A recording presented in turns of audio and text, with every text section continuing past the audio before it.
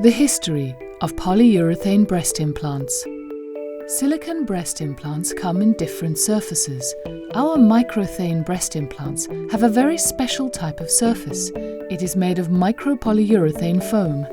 Microthane is actually an acronym of the word micropolyurethane. The material we use is a medical-grade polyurethane foam.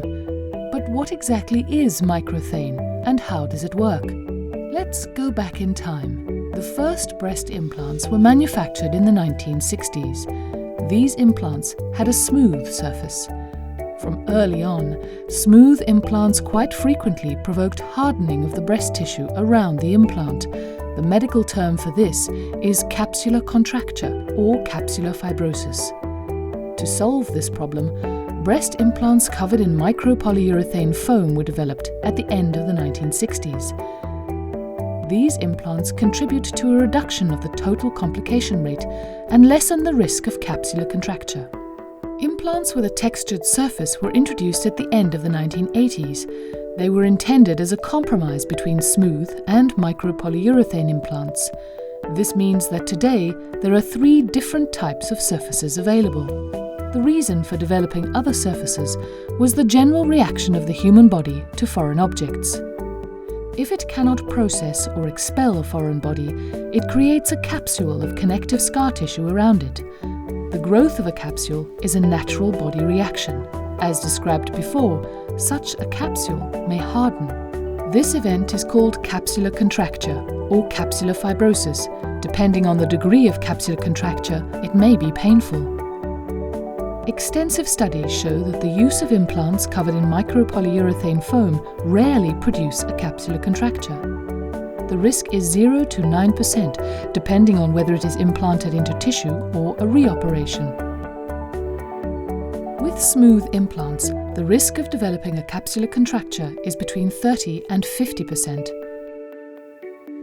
Then we have implants with a textured surface. The term textured in this instance is the technical term for roughened or irregular surface. With 15 to 30%, they clearly produce less capsular contracture than smooth implants.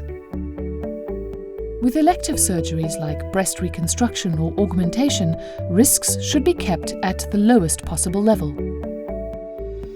Microthane breast implants have been designed to reduce the most frequent complication in this type of surgery, which is capsular contracture.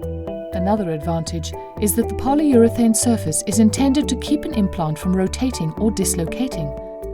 Let's have a closer look at this. Around a smooth implant, the human body forms long scar tissue fibers.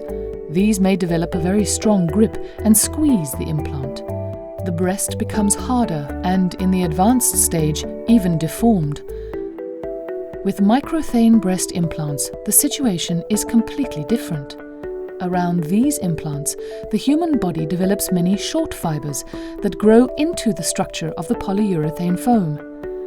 In addition to only being short, these fibers are disoriented by the foam structure, and so is the traction they develop. The traction is neutralized. The implant will keep its original shape and can actively heal into the tissue. This also locks the implant in place, and so it will remain exactly in the position the surgeon chooses during the surgery. Our microthane breast implants have many benefits. They provide better protection against capsular fibrosis. They are exchanged less frequently. As a rule, they will not rotate. A microthane breast implant stays where the surgeon positions it. With microthane breast implants, the total complication rate is clearly lower than with implants of other surfaces. To conclude, it is important to note, in Europe, we are the only manufacturer of breast implants with microthane surface.